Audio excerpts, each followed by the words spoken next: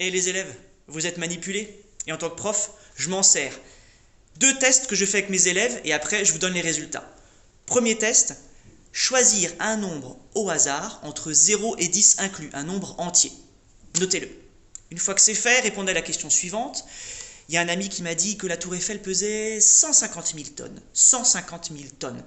Et vous, vous pensez qu'elle pèse combien? Notez la réponse. Vous avez les résultats? Regardez ce que moi j'obtiens en classe. Où que j'aille, au Maroc, aux États-Unis ou en France, les élèves choisissent préférentiellement le 7.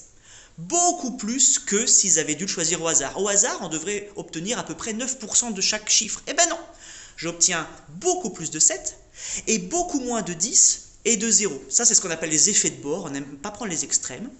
Et ensuite, le 7, c'est parce que c'est un chiffre qui est grand. C'est pas vraiment le milieu, c'est un peu plus grand.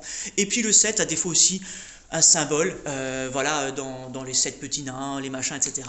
On a un petit symbole particulier. Et donc ça, c'est le premier test qui montre qu'on est biaisé, que notre cerveau, en fait, il ne sait pas choisir au hasard.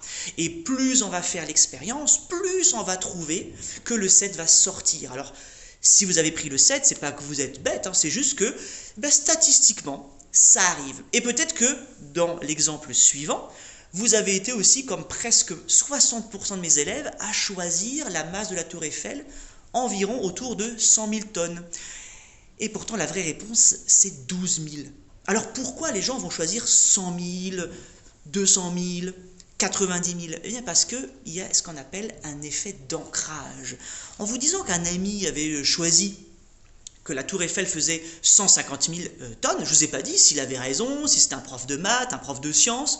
Je ne vous ai pas dit, simplement je vous ai mis 150 000 dans la tête. Et vu que vous avez gardé le 150 000, vous avez regardé un petit peu au-dessus, un petit peu en dessous. Bien sûr, comme d'habitude, des gens vont chercher quelque chose de beaucoup plus grand ou de beaucoup plus petit. Mais statistiquement, on se rend compte que les gens vont rester coincés où ils sont. Ça, c'est notamment bien quand on fait des négociations, quand on négocie un salaire. Ne laissez pas l'employeur donner le salaire en premier. Vous donnez-le et donnez-le bien haut. Comme ça, vous allez faire un effet d'ancrage. Dites-moi dans les commentaires, est-ce que vous aimez ce genre d'expérience? Est-ce que vous voulez que j'en fasse plus, que je vous montre plus de résultats? C'est parti!